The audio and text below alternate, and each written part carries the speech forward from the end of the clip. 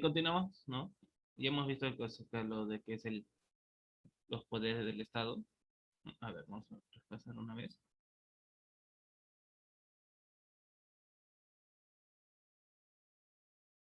Hemos visto acerca de los poderes del Estado en todas estas clases, ¿no? Hemos profundizado un poco más. ¿Y qué son, no? ¿Cuáles son los poderes del Estado? El poder legislativo.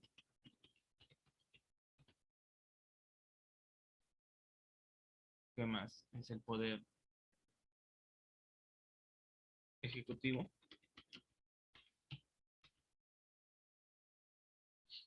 y el poder judicial. ¿En dónde reside cada uno? ¿En dónde reside cada uno, ¿no?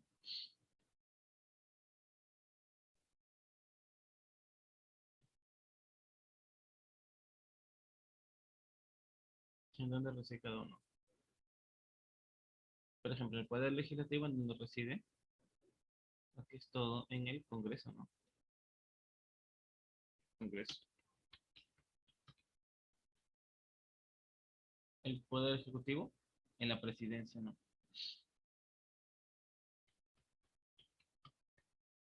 ¿Y el poder judicial en dónde? ¿Se acuerda? Hace unos minutos expliqué. ¿En dónde reside el poder judicial?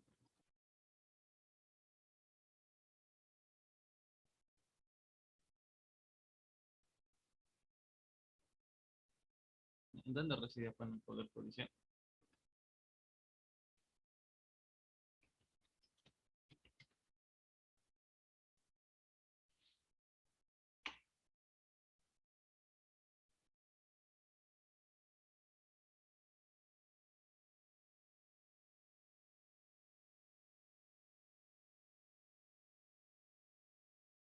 ¿En dónde? Pues a ver, acuérdate.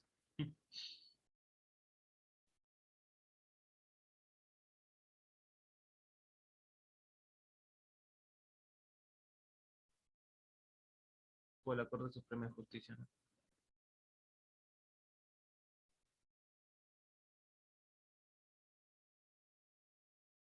Por la Corte Suprema de Justicia.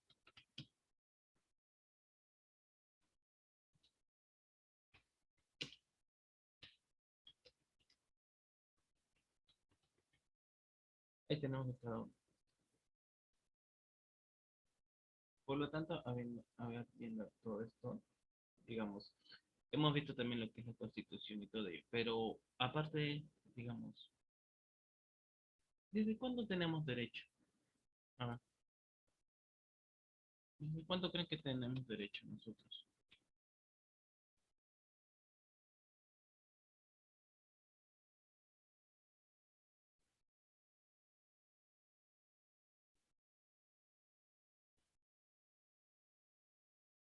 ¿No? ¿Desde cuándo creen que tengamos derechos?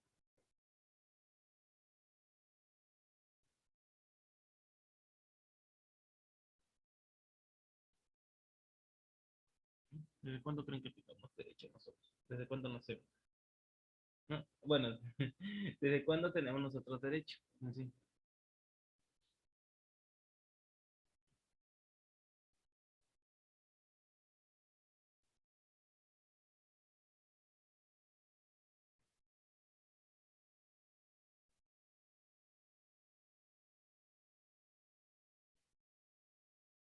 ¿No? ¿Desde cuándo nosotros pensamos que tenemos derecho?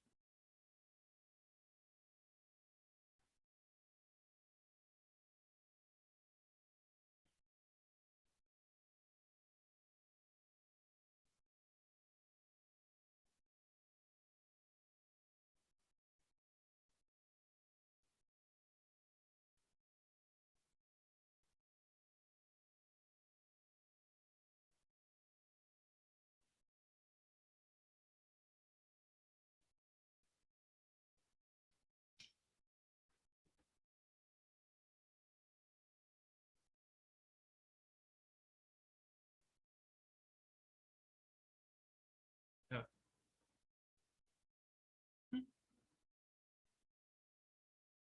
¿Desde cuándo tenemos nosotros derecho? Pues desde que nos conciben, ¿no? Desde que empiezan a concebirnos, ¿no? Desde que el ser humano se empieza a concebir, ya goza de derechos. ¿Sabían eso o no? Pues en esta clase vamos a hablar acerca del sujeto de derecho. ¿No? Por eso se está hablando, ¿no? De cuándo creen que tengamos derecho.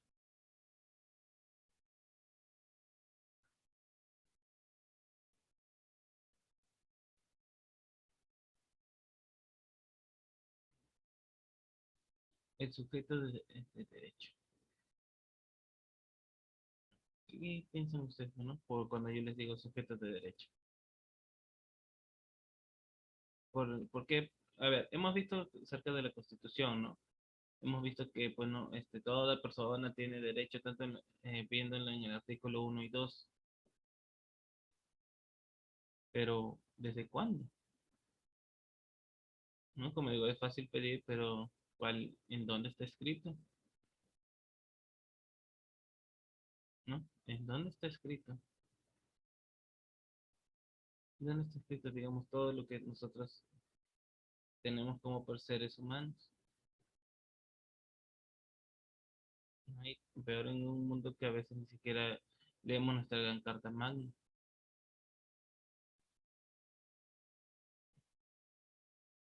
A ver, ¿qué es el sujeto así, bueno, de derecho en sí?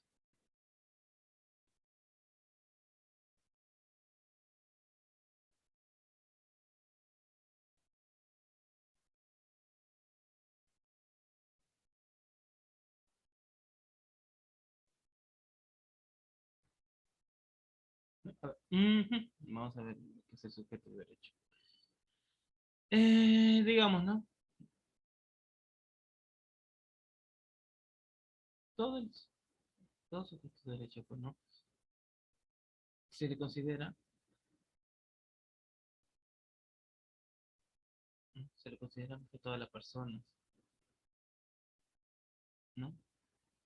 Es un centro, pues, ¿no? De imputación ideal de deberes y derechos. Es aquella unidad sobre la que la ley efectúa de imputaciones directas, arrojándole derechos y obligaciones. Sí, así como tenemos derechos, también tenemos deberes y tenemos algunas obligaciones que cumplir.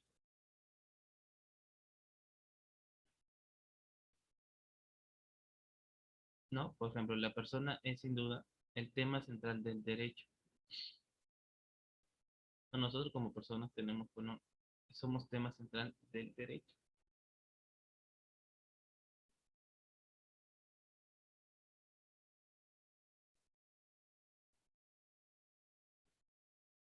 ¿No? Por ejemplo, un autor dijo, bueno, la calificación del ente humano, subespecie juris, es tema fundamental de la ciencia jurídica.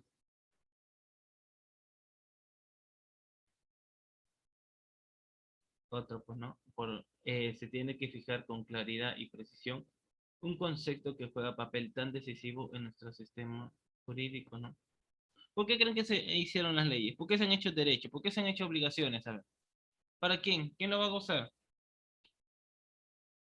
Claro, que ahorita también, digamos, dan ciertos derechos por los animales, ¿no?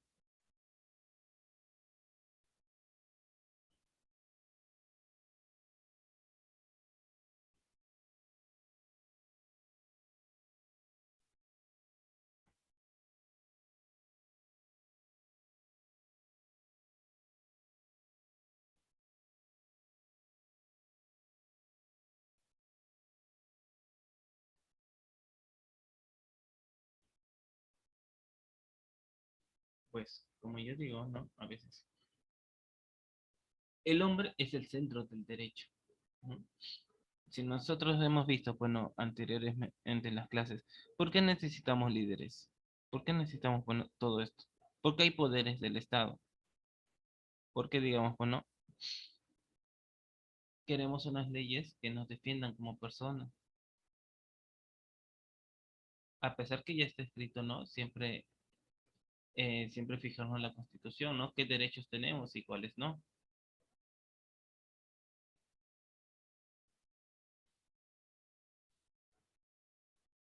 No, por ejemplo, ¿es lo mismo que hablar de persona y ser humano? ¿O no?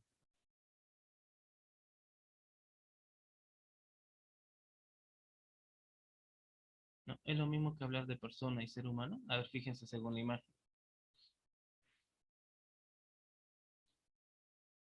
Es lo mismo de hablar que persona y ser humano. ¿O no? A ver, ¿ustedes qué piensan?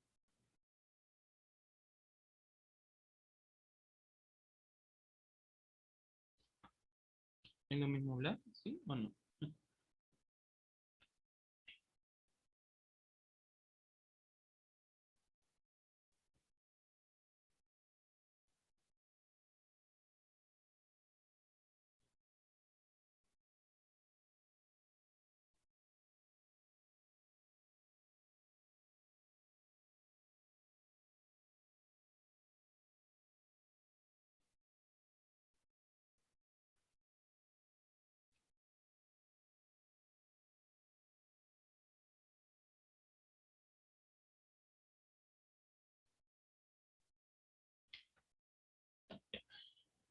A ver, dice así, pues, ¿no? La persona es igual al ser humano, ¿no? Que significa individuo de la especie humana, de cualquier edad o sexo. Persona, pues, ¿no? Es la sustancia individual de naturaleza racional. No, por ejemplo, según este vocablo, ¿no? Comprende una noción de seres que por sus cualidades específicas, intelectuales y morales, se diferencian de todos los demás seres vivientes y por supuesto, ¿no? De las cosas inanimadas. ¿No? Por ejemplo, hay una distinción esencial entre persona y cosa. La persona puede ser sujeto, pero no objeto de una relación jurídica.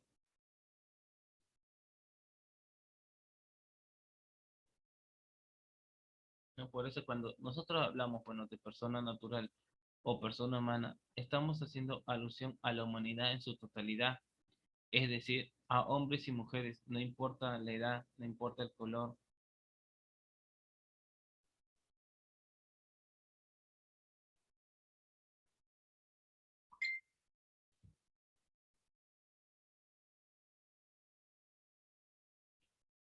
¿No? O digamos, cuando al humano se le llama persona natural, se le está invistiendo de un ropaje jurídico, el cual le adscribe de derechos y obligaciones.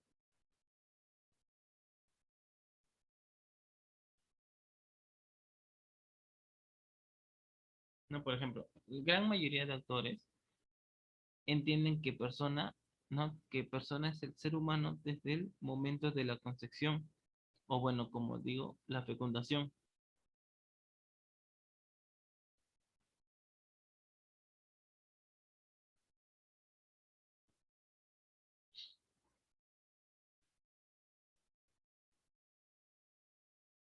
¿No? Por ejemplo, la vida humana, ¿desde cuándo comienza? ¿No? La vida humana, ¿desde cuándo comienza? ¿Desde los 0 años? ¿Cuándo creen que comienza la vida humana?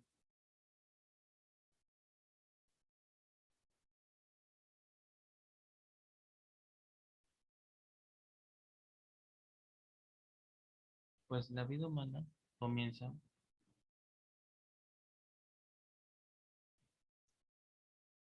desde la concepción.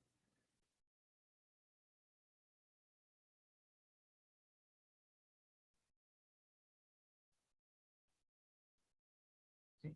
La vida humana comienza desde la concepción.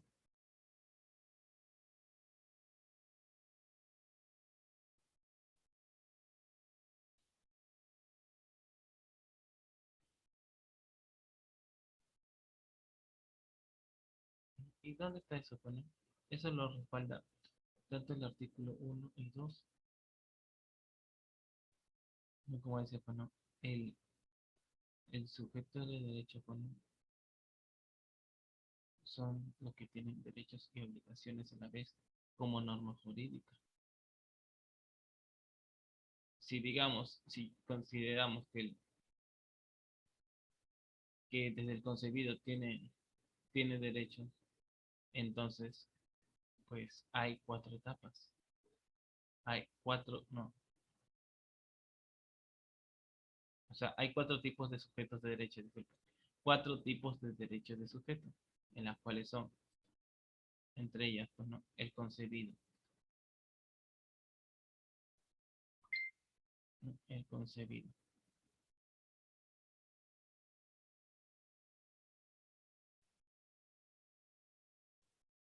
Digamos, con el concebido, ¿no? Es el ser humano antes de nacer, que pese a que depende de la madre para su subsistencia, está individualizado frente al ordenamiento jurídico.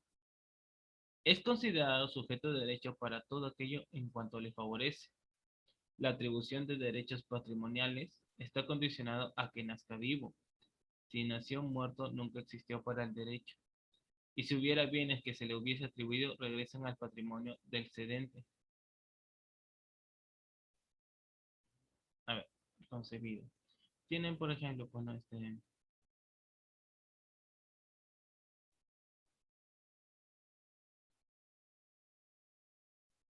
tienen, por ejemplo, con ustedes familiares que estén embarazadas o no.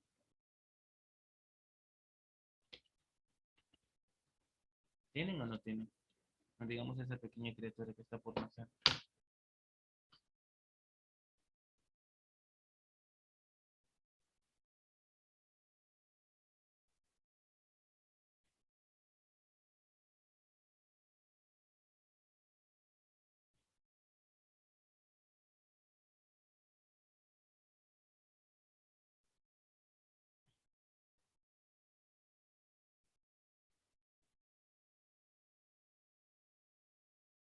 ¿No? A ver, digamos, cuando ustedes estaban, bueno, en el vientre de su madre,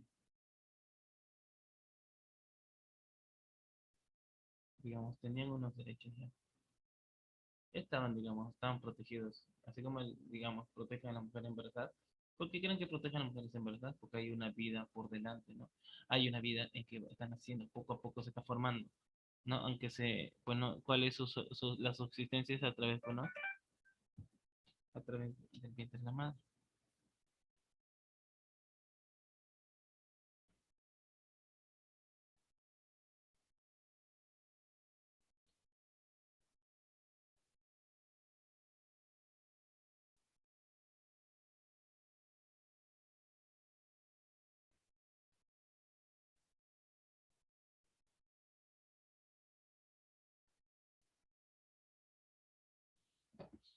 ¿No? El concebido, pues, ¿no? Ustedes cuando lo concibieron, ya gozaban, bueno. Pero digamos, ¿qué pasa con la persona, con el concebido que no nace?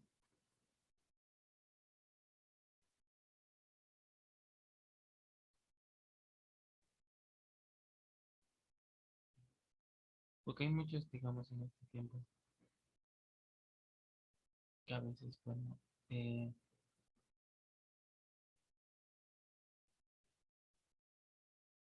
no, pues, el concebido pues, es persona humana, cosa de identidad propia, posee una identidad genética única e irrepetible y una personalidad independiente de la de su madre, ¿no? Como dice, el Estado debe proteger al concebido, es irrestricto respeto de su condición de persona humana, ¿no? Por ejemplo, entre sus derechos que está del concebido es a la protección a la vida, a la identidad propia independiente de su madre gestante, a la dignidad, a la integridad moral, psíquica y física, a su libre desarrollo intrauterino y bienestar, al reconocimiento de su condición jurídica como persona humana desde su concepción, a que sus padres puedan recibir una partida de defunción en caso de producirse su fallecimiento en el vientre materno, cualquiera que sea su edad gestacional, peso y talla. Eso supone respecto a los derechos del concebido. Pero digamos, ¿qué pasa si el concebido no nace?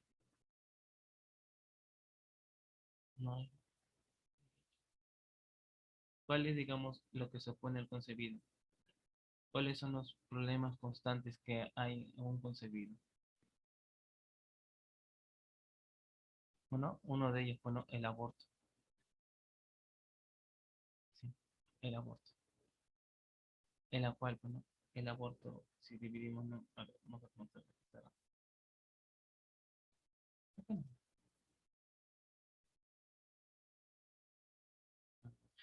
Yo no sé por qué.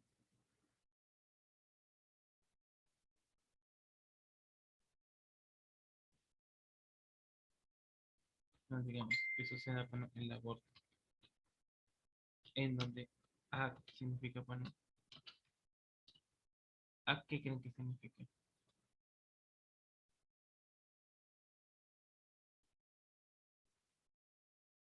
Privación. Y Ortus, ¿qué creen que significa? Nacimiento.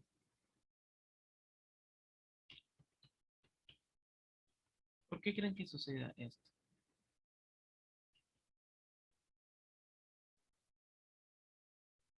¿Por qué creen que suceda esto del aborto?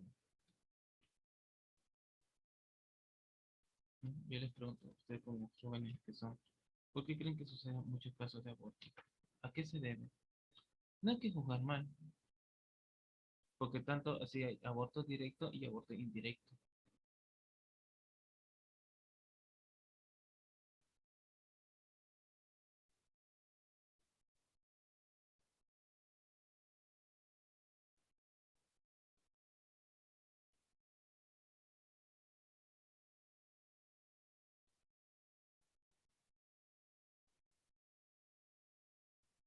¿Por qué creen que suceden estas cosas? ¿Saben?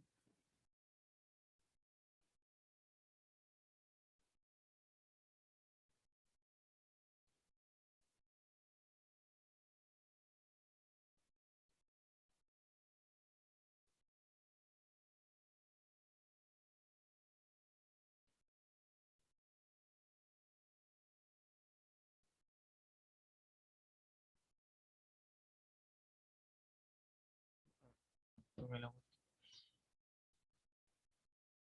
Ah, el aborto pues, no es el aniquilamiento del producto de la concepción en cualquiera de los momentos anteriores del término de la preñez, ya sea por expulsión violenta o por su destrucción en el vientre de las madres. Claro, aunque dice no, la ley, todos tenemos derecho. Pero algo que recordar, bueno, la extracción del feto muerto no es aborto. ¿Qué es lo que pasa? Digamos, hay mujeres, bueno, que tienen esta rara enfermedad, no de su organismo, en las cuales, bueno, digamos, en las cuales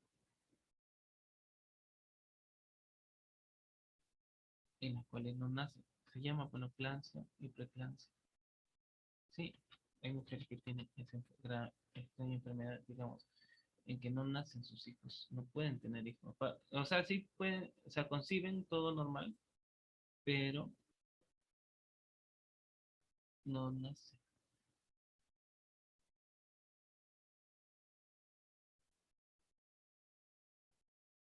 ¿no? No nacen, sí. Hay enfermedades para las mujeres, aparte de ser estéril, ¿no? Aparte de ello. Es una de las grandes verdades, ¿para qué yo les voy a mentir, no? ¿Para qué te les voy a ocultar?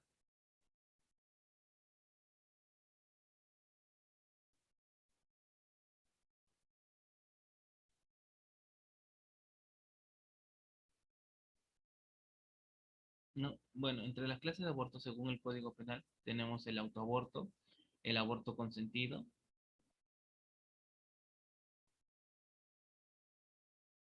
el aborto no consentido, el aborto abusivo o por profesionales, el aborto terapéutico o necesario, el aborto preterintencional, el aborto sentimental y el aborto eugenésico. O sea, esos tipos de aborto tenemos, por ejemplo, ¿no? ¿Qué es el aborto espontáneo? Es un aborto no provocado intencionalmente. Es la muerte no deseada y expulsión de un embrión o feto antes de las semanas 20 o 24 del embarazo.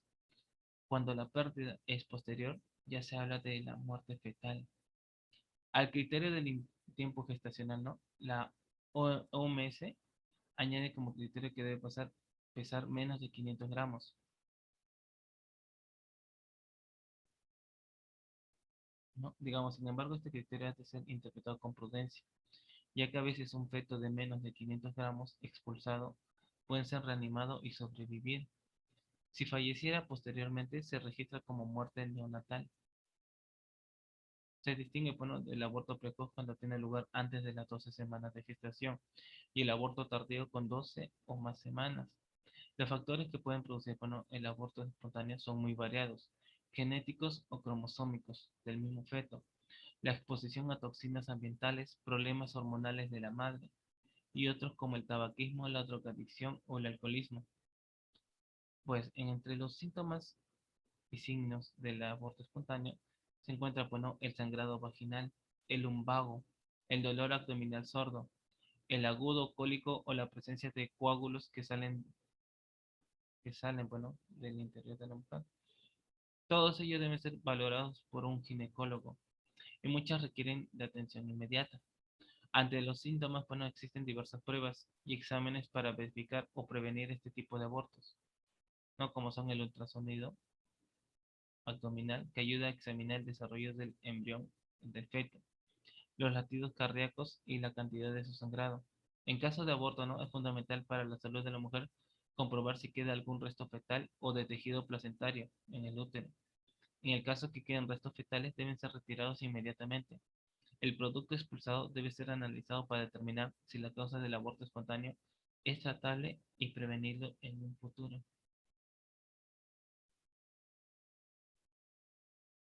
¿no? Por ejemplo, el aborto inducido es la finalización del embarazo mediante la eliminación de un embrión o feto antes de que pueda sobrevivir fuera del útero. Puede tratarse de un aborto terapéutico cuando se realiza por razones médicas o de un aborto por decisión personal, o sea, la interrupción voluntaria del embarazo.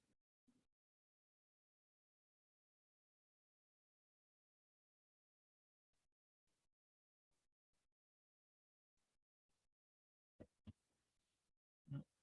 A su vez, según la técnica empleada para inducir el aborto, se puede hablar, bueno, del aborto médico o de aborto con medicamentos y del aborto quirúrgico. Dependiendo de los países, pues no, existen diversas legislaciones sobre el aborto inducido, desde aquellas que lo permiten con pocas restricciones por considerarlo como una ampliación de los derechos reproductivos, hasta legislaciones que lo prohíben por considerarlo una forma de homicidio. El aborto terapéutico, ¿no? Es la interrupción provocada del desarrollo vital del embrión o feto, por lo que se trata, bueno, de un aborto inducido, pero al que preceden razones estrictamente médicas. Entre estos motivos cabe si la salud de la madre, tanto física o mental, se encuentra directamente comprometida con dicho embarazo, o en su caso si la vida de la madre corre riesgo. No, el aborto indirecto es cuando se produce, bueno, la muerte del feto en una intervención médica en que se deben cumplir dos condiciones. La intervención va destinada a salvar la vida de la madre embarazada en situaciones en las que ésta corre peligro o cierto. La viabilidad del feto es nula según los conocimientos que se poseen sobre el caso o el trastorno, digamos. Eh, hay a veces criaturas, bueno, hay a veces madres que esperan con ansias, pero tal vez lo consideran, pues no, no, que usted, eh, digamos que todos tienen derecho a nacer, sí, todos tienen derecho a nacer, pero ¿qué es lo que pasa? Que no llegan a cumplir con ciertos criterios, no ciertas normas. Pues, ¿qué puede pasar, digamos, dentro del embarazo de una mujer? A veces, digamos, no, por discusiones se le puede venir, ¿no? Se le viene, por discusiones fuertes se puede venir. Es como eso que yo le dije, la enfermedad de la preeclampsia y la eclampsia.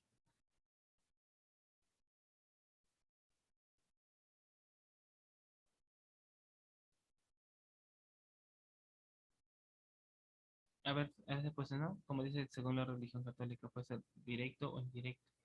Indirectamente es cuando, digamos, sufre un accidente la madre y tratan de salvarlo, ¿no? Tratan de salvar concebido, pero el concebido, digamos, bueno, tiene derechos desde el vientre. La persona tiene derechos desde que está en el vientre de la madre. De ahí, digamos, cuando nace, ya se convierte en persona natural.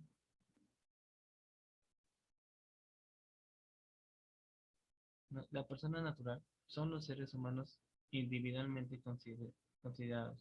Se inicia con el nacimiento y con qué concluye. A ver, ¿con qué creen que concluye eso? Concluye con la muerte. Y en caso, pues no digamos, en caso de ausencia, puede finalizar por declaración de muerte presunta.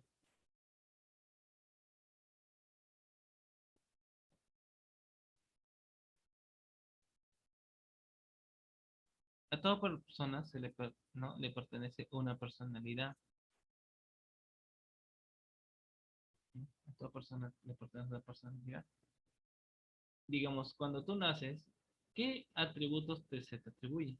No, ¿qué atributos se te dan, a ver, cuando tú naces?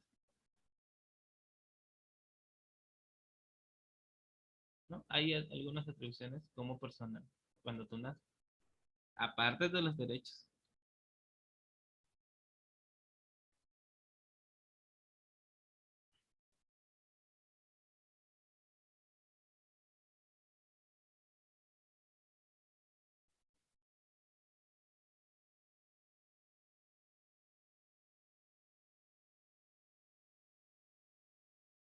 A ver, cuando ustedes nacen, qué se les atribuye a ustedes?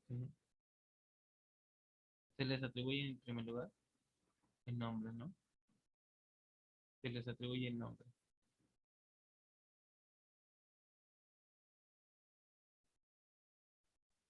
Digamos, tal y como así se llama, pues no.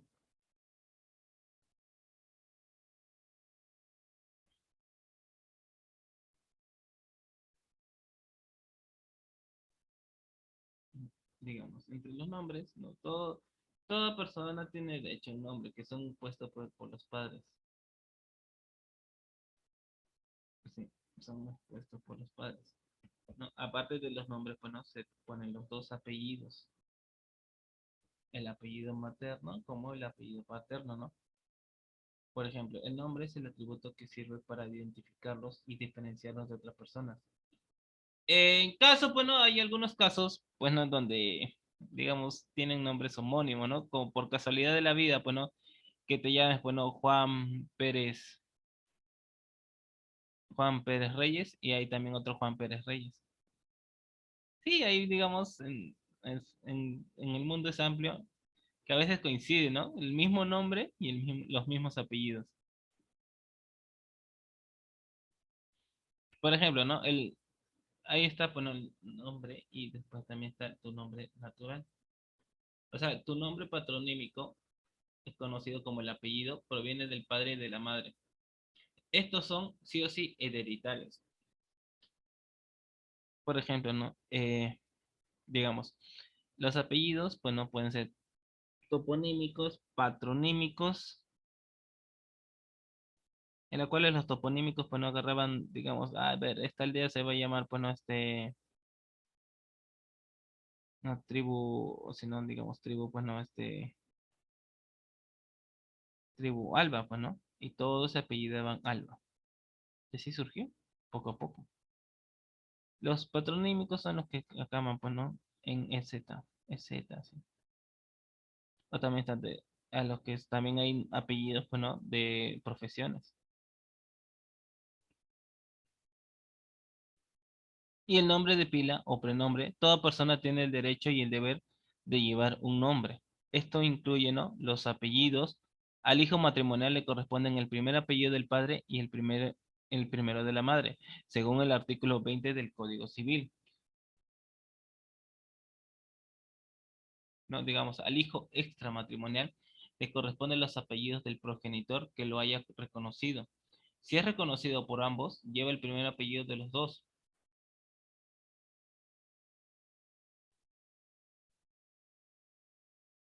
¿no? Después que nace, pues no. Pero digamos, ¿qué pasa si a veces hay algunas personas que adoptan, ¿no?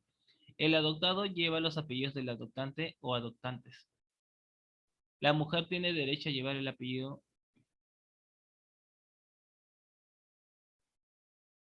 no, la mujer tiene el derecho de llevar el apellido del marido agregado al suyo y a conservarlos mientras no contraiga nuevo matrimonio. ¿No? Cesa tal derecho en caso de divorcio o por nulidad de matrimonio. Pero digamos, ya hubo una ley donde ya no, digamos, se revierte los apellidos, ¿no? Antes, pues no existía que ponen pues, el apellido paterno primero y el apellido materno segundo. Pero eso es en todos los países, pues no. En otros países, digamos, se le pone tanto el apellido, digamos, si solo se le pone un apellido, es de acuerdo a la familia que es, bueno, que es más famosa o más popular.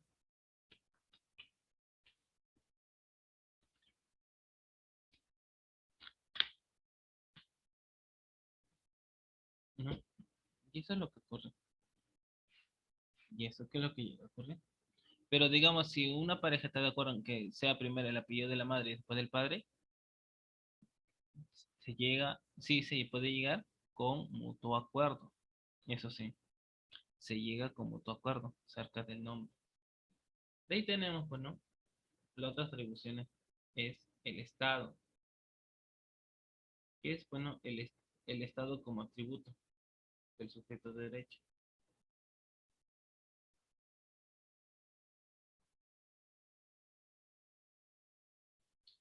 El Estado, pues, ¿no?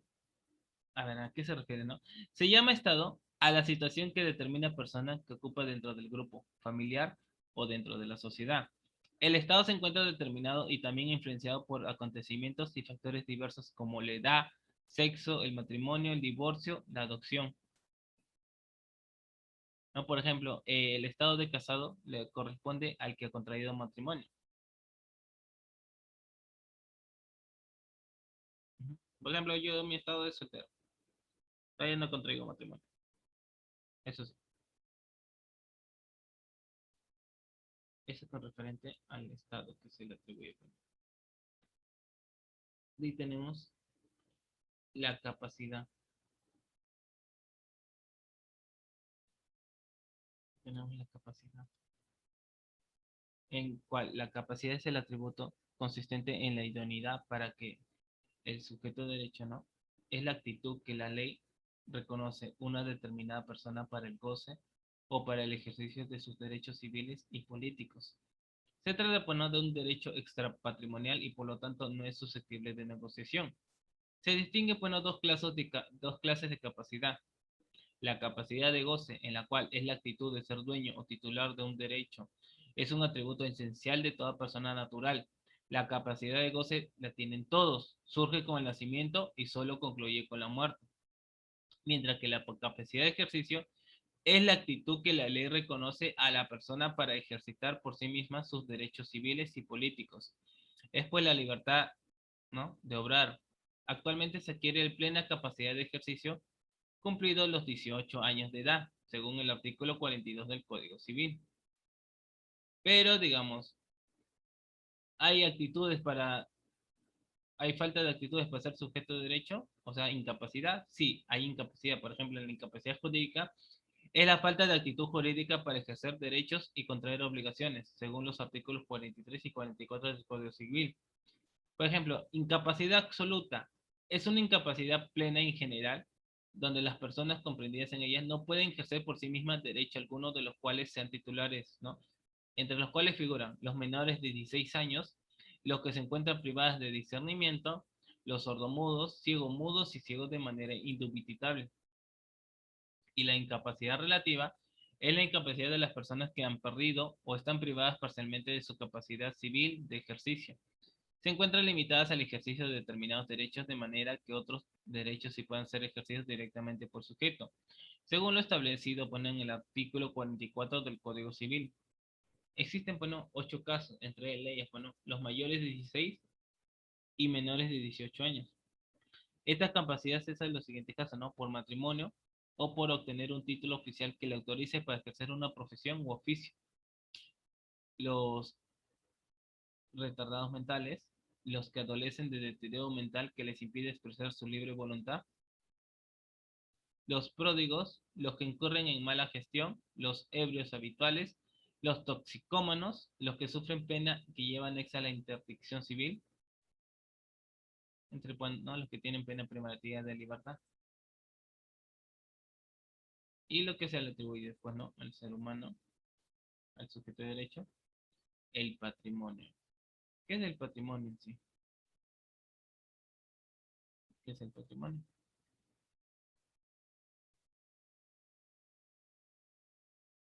O sea, lo que le va a pertenecer. Digamos, cuando tú naces, ¿qué te pertenece? ¿Qué es lo que pertenece a ustedes? ¿No? Los valores de los padres, ¿no? Las cosas que tienen los padres.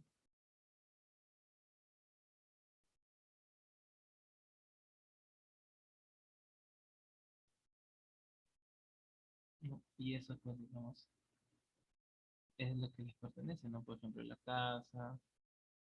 ¿Qué más? Con el patrimonio, lo que te va a suceder, ¿no? Las cosas materiales, o sea, lo que te pertenece a ti como persona, por parte de tus familiares, no por parte mía, lo que es el patrimonio.